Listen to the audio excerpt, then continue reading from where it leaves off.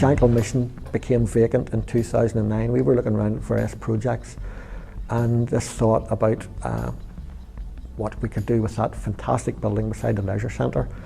It could be a backpackers hostel, it could be student accommodation, but eventually we worked through certain ideas and we came up with the idea of a hotel. Commercially successful, bringing money in from outside. You're nearly like exporting because the money that you're bringing in comes in from outside the area.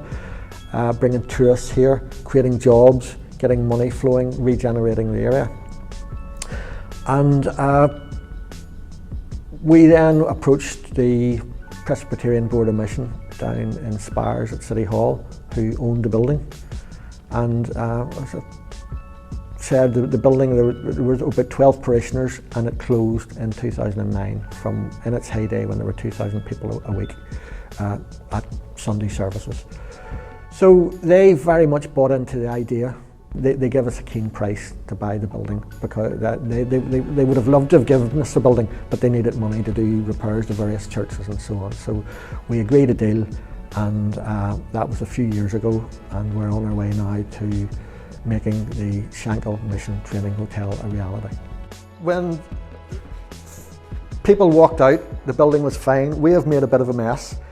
What has happened here is we actually had a geotechnical survey done on the ground around the building and the building. So you can see some of the marks here. We had a mini digger in, and as you go around the building, you'll see this at all the internal walls. Holes have been dug down, the foundations checked, so that we can be sure that whenever we build an £8 million hotel, it's going to stand, it's not going to fall down.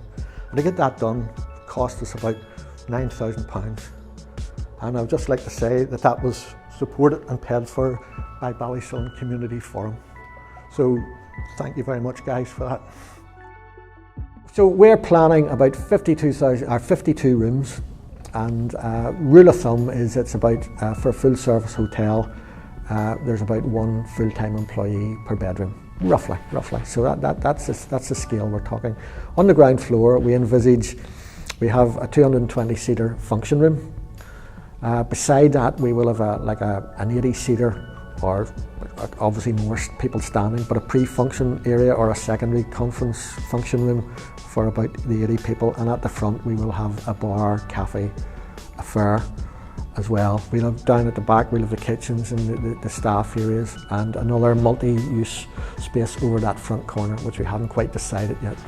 As we come up through the second and third floors, there'll be all bedrooms of various sizes, and we hope to have family rooms. You've seen some of the rooms, and I particularly like the arched room with the arched window. It's smaller on scale, and then some of the rooms are quite big. The one with the double bay windows will make a huge family room. So they're quite eclectic in shape and size.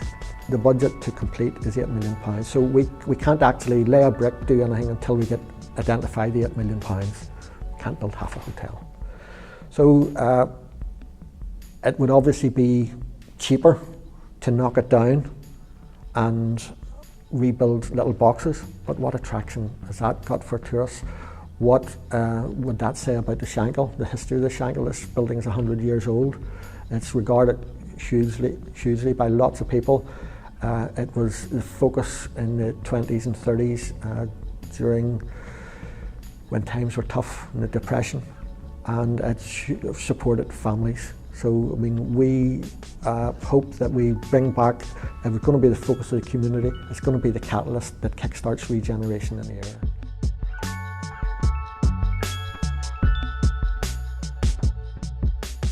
We see this 4-star building sitting in the Shankill as a beacon of what we can do.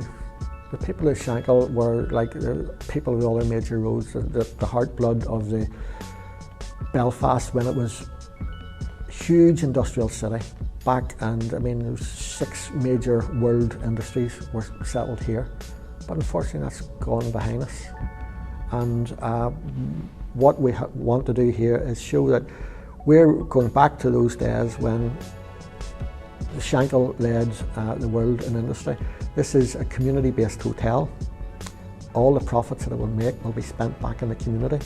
We intend that we don't just employ 150 full and part-time people, We don't want to employ them and stop. What we intend is that those people that are unemployed, that schooling hasn't worked for, it's hard to get a job. It won't be hard for them to get a job here. We intend that we bring people like that in from Lower Shankill, from Falls, from New Lodge, all over, give them that chance, employ them for a year, give them the qualifications. All they need is a spark. There are no barriers to entry in the hospitality industry. And it would be, nothing would delight us. I probably wouldn't be here at my age, but nothing would be better than somebody who came unemployed, started in as a trainee, and 20 years later came back as the general manager of the hotel here in the Shankill.